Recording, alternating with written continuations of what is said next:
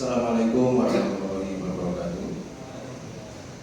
Alhamdulillahirrahmanirrahim. Assalatu wassalamu ala asyrofil anbiya'i wal mursalin wa ala alihi wa sahbihi ajma'in. Allahumma sholli ala Muhammad wa ala ali Muhammad kama shallaita ala Ibrahim wa ala ali Ibrahim innaka Hamidum Majid.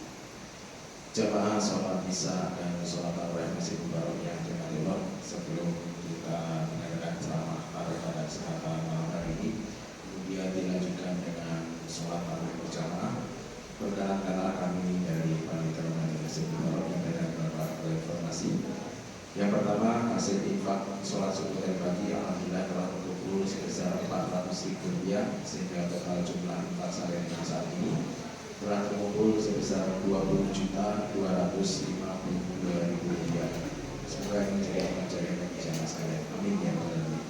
Informasi yang kedua, untuk ceramah subuh besok pagi insya Allah akan sampaikan beliau Bapak Ustadz Sunartanto SAG, dan untuk ceramah tarawih pada kesempatan malam hari ini akan sampaikan oleh Bapak Ustadz Fatudin Anjis SPD MSI. Informasi yang ketiga, dari Panitia Zakat Fitrah dan Zakat Mal Masjid Mubarak siap menerima dan menyalurkan zakat fitrah dan zakat mal dari Bapak Ibu jamaah sekalian. Adapun untuk zakat fitrah berupa beras 2,5 kg atau uang sejumlah Rp40.000 per jiwa. Informasi yang keempat, dari pimpinan cabang Muhammadiyah Kendorjan mengharap kehadiran Bapak Ibu jamaah sekalian untuk bisa hadir pada acara sholat Id yang insya Allah akan dilaksanakan pada tanggal 31 Maret 2025 pukul 7 pagi bertempat di halaman Dinas Pendidikan dan Dinas Pendidikan dan Pemuda Kota Yogyakarta yang berada di Jalan Hayam Wuruk nomor 11 Yogyakarta. Adapun untuk imam dan khotib pada sholat Id adalah Bapak Dr. Agus Sutrisno SPD MSI. Informasi yang terakhir, mengharap juga kehadiran Bapak Ibu jamaah sekalian untuk bisa hadir pada acara pengajian dan syawalan takmir dan jamaah Masjid Mubarak yang insya Allah akan dilaksanakan pada hari Sabtu tanggal 5 April 2025 pukul 20.00 bertempat di samping Masjid Mubarak. Adapun untuk penceramah pengajian syawalan tersebut insya Allah akan disampaikan oleh beliau Bapak Ustadz Haji Ahmad Mustafid SAG MU. Demikian informasi ini kami sampaikan, kurang dan lebihnya mohon maaf. Assalamualaikum warahmatullahi wabarakatuh.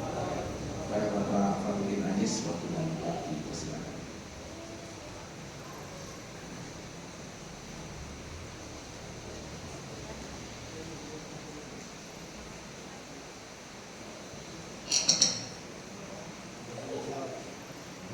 Assalamualaikum warahmatullahi wabarakatuh.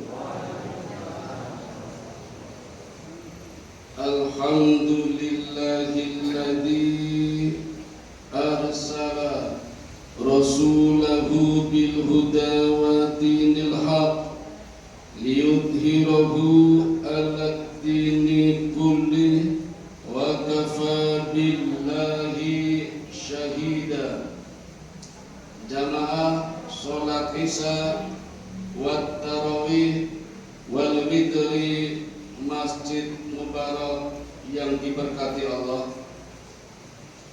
Terakhir, kalau tidak salah, saya menyampaikan kisah tentang Nabi Sam'un al-Ghazi.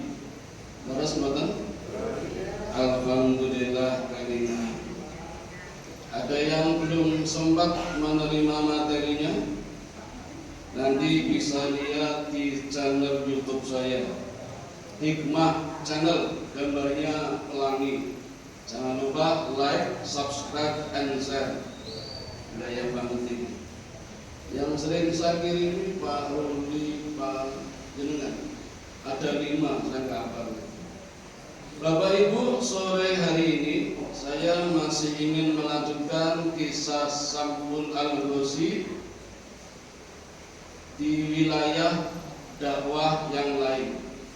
Kalau kemarin wilayah dakwahnya adalah Romawi, kalau Kalau ini riwayat wilayah dakwahnya adalah di satu negeri yang disebutkan di dalam Al-Quran surat ke-36, surat Yasin, mulai dari ayat 13 sampai dengan 27. Negerinya bernama Ashabul Qaryah. Kenapa Bapak Ibu?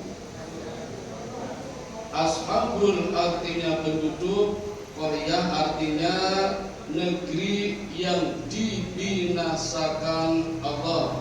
Menurut pendapat ulama salaf. Menurut pendapat ulama khalaf, Ashabul Qaryah artinya negeri yang dibina oleh Allah. Jadi ada dua pengertian menurut ulama salaf dan ulama khalaf.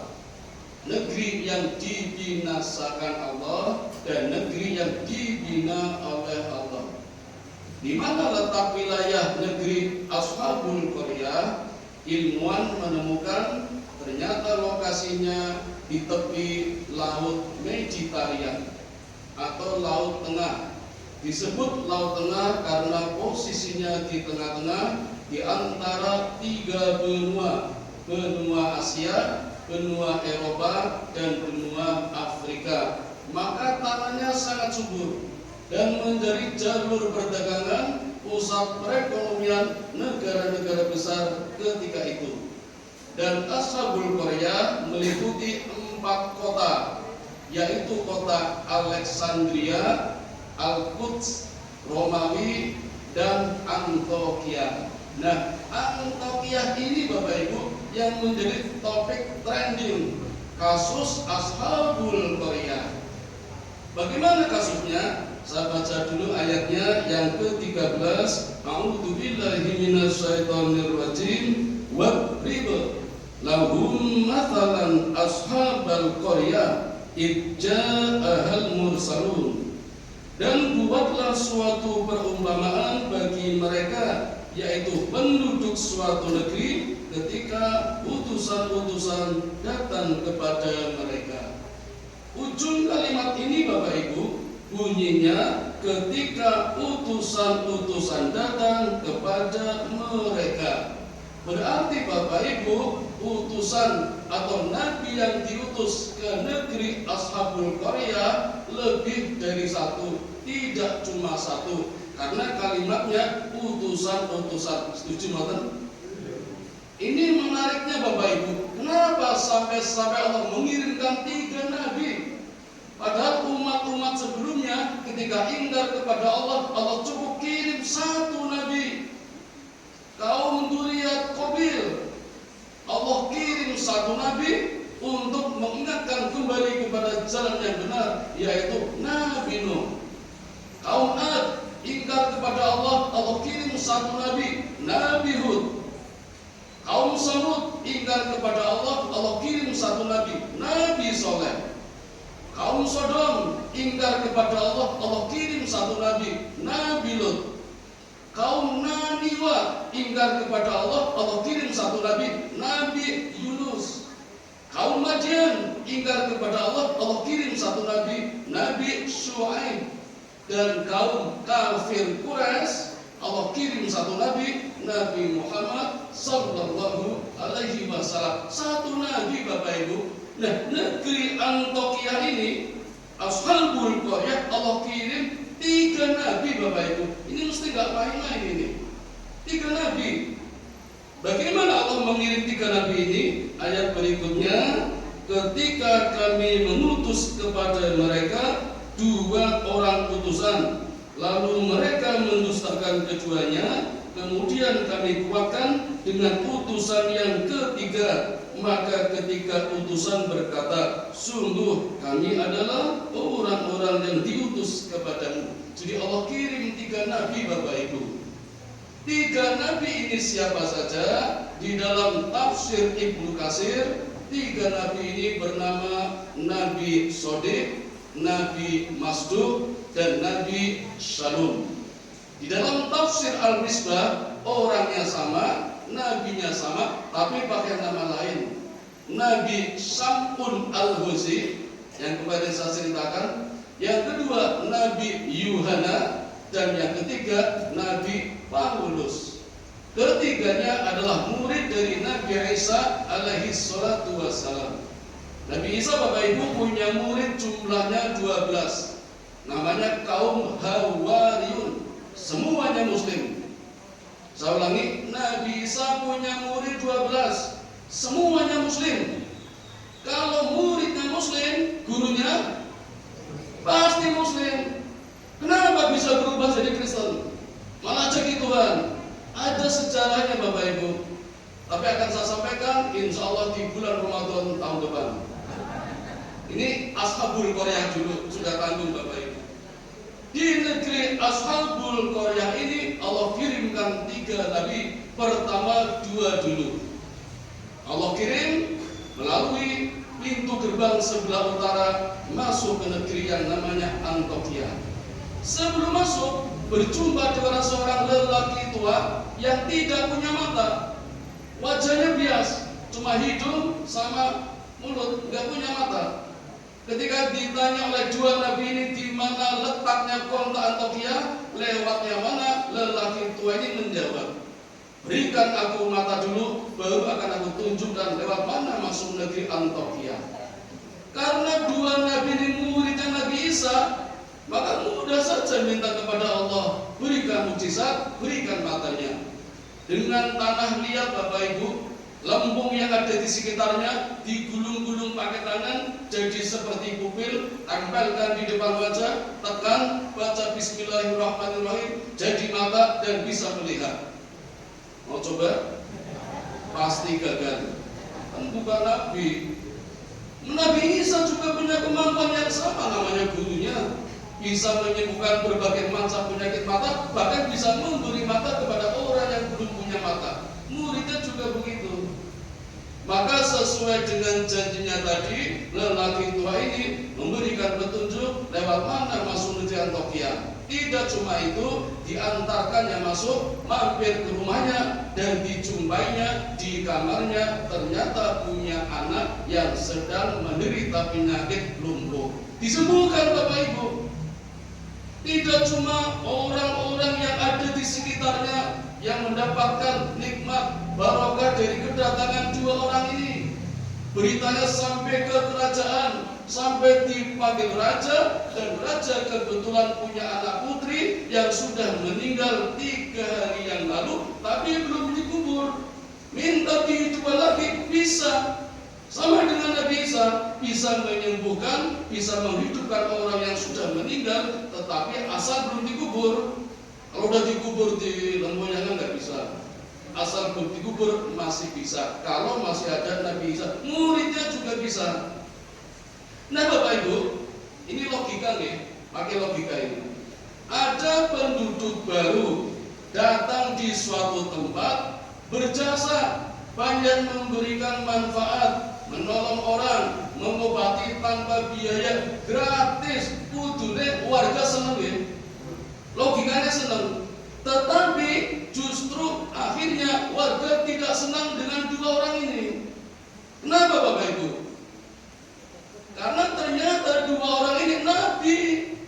Tadinya tidak tahu, hanya curiga saja, oh hebat sekali. Kenapa ini mesti bukan main-main ini? Ternyata nabi. Itu yang membuat penduduk Antioquia tidak suka. Dan penduduk Antioquia Bapak Ibu punya pengalaman lengkap, referensi yang lengkap tentang kaum-kaum sebelumnya yang dimusnahkan oleh Allah. Dan yang disalahkan adalah nabinya. Kaum Duriyat Kobir misalnya, dihantam banjir bandang pertama terbesar di dunia, yang disalahkan siapa? Nabi Nuh. Padahal umatnya yang ingkar kepada Allah. Nabi Nuh selalu memberikan pelajaran. Ketika memberikan pengajian, umatnya selalu menutup telinga dengan tangannya. Jadi kalau Nabi Nuh ceramah, umatnya gini, gak mendengarkan. Nabi Nuh gak marah, yang marah Allah. Hantam dengan banjir, habis. Yang disalahkan Nabi Nuh, pada umatnya yang ingkar. Kaum Ad ketika diberi pelajaran oleh Nabi Hud, sama memasukkan ke kepalanya di antara dua lututnya, kemudian melingkari dengan tangannya. Sakit bayangnya deh. Ngatur pokoknya itu. Padahal ada pengajian, ditegur oleh Allah malah melawan. Nabi Hud tidak marah, yang marah Allah. Kirim awan panas dengan suhu 6000 derajat dengan kecepatan 600 km per jam, habis kaum Ad semuanya. Yang disalahkan Nabi Hud, pada umatnya yang bandel, tidak mau mendengarkan pengajian. Umatnya kaum Ad. Kaum Samud juga begitu Bapak Ibu, minta sendiri, ya soleh kalau memang mau Nabi tunjukkan mukjizatmu. Kamu minta apa? Coba keluarkan dari bukit seekor onta betina yang hamil tua dan keluarnya membawa anak onta. Dengan mukjizatnya Allah kirimkan onta, dan dengan ontanya masyarakat penduduk Samud, kaum Samud yang jumlahnya 70.000 mampu mendapatkan susu onta gratis Bapak Ibu. Jadi kalau sekarang ada program minum susu gratis, telat. Nabi Soleh sudah mulai dari dulu menghidupi masyarakat kotanya dengan minum susu gratis, susu onta, bukan susu kambing, onta Bapak Ibu. Tetapi tidak bersyukur, ontanya malah disembelih. Coba Allah kirim musibah, berikan petir, nyambar selama 3 hari, semuanya musnah, termasuk 9 pemuda yang menyembelih ontanya Nabi Soleh. Habis semuanya. Yang disalahkan siapa? Nabi Soleh, pada umatnya yang ingkar. Kaum Sodom yang ada di Yordania itu ada 50 kota Bu. Dari 50 kota ada 5 kota yang melakukan penyimpangan seksual. Kota Sodom ini bapak-bapak senang sama bapak-bapak, padahal udah punya istri. Kota Gomora, ibu-ibu senang sama ibu-ibu, padahal udah punya suami. Kota yang ketiga tidak disebut namanya, lanang seneng lanang, padahal masih muda-muda, masih jomblo. Kota yang keempat, putri senang putri, masih jomblo. Dan kota yang kelima, bapak ngawini anaknya, anak ngawini ibunya, ibunya kawin dengan binatang-binatang piaraannya. Ngeri Bapak Ibu. Nabi Lut dakwah nggak mempan, istrinya malah berkhianat. Allah kirim musibah. Cukup 1 malaikat Jibril dengan sayapnya mencukil bumi kaum Sodom, lemparkan ke langit pertama, jatuhkan lagi, hancur Bapak Ibu, dan sekarang menjadi laut mati. Itu lokasi kutukan kaum Sodom, umatnya Nabi Lut. Yang disalahkan Nabi Lut, pada umatnya yang ingkar. Nah, dari pengalaman sejarah ini Bapak Ibu, negeri Antioquia tidak mau kena musibah gara-gara ada 2 nabi ini. Maka diusir 2 nabi ini. Karena mendapat perintah Allah berdakwah di situ, nggak mau pergi. Karena nggak mau pergi, akhirnya ditahan, dimasukkan ke dalam sel, siap dieksekusi. Allah kirim 1 nabi lagi, nabi yang ketiga, Nabi Shalom atau Nabi Paulus. Bapak Ibu, negeri Antioquia punya kebiasaan buruk. Praktek-praktek syirik sudah mulai dilakukan. Di antaranya adalah praktek perbuatan tiarah. Setiap pagi ketika hendak berangkat kerja, ke kantor atau berdagang, punya kebiasaan selalu melepaskan burung gereja. Jadi burung gereja dari dulu sudah ada Pak. Kalau burung gereja ini terbangnya ke kiri, tanda akan datang musibah. Dan kalau terbangnya ke kanan, pertanda rezeki akan datang. Ketika nabi yang ketiga datang Bapak Ibu, burung gereja ini terbang kemana? Ke kiri. Maka sangat diyakini dengan datangnya nabi yang ketiga, musibah akan datang. Itu yang ditakutkan oleh penduduk Antioquia. Maka nabi yang ketiga ditangkap lagi, masukkan penjara lagi, dan siap dieksekusi di bawah tiang gantungan. Sudah dijajar Bapak Ibu. Hampir saja dieksekusi, datang lelaki tua tadi yang diberi mata, kemudian berteriak-teriak, hentikan, mereka adalah orang-orang yang benar, mereka utusan Allah. Mereka di sini hanya berdakwah dan tidak minta bayaran. Aku juga sudah ikut ke dalam agama mereka. Kalimat yang terakhir Bapak Ibu yang diucapkan oleh lelaki tua ini membuat penduduk Antiokhia semakin marah. Apa tadi kalimatnya? Aku juga sudah ikut ke dalam agama mereka. Ini yang membuat Antiokhia semakin marah.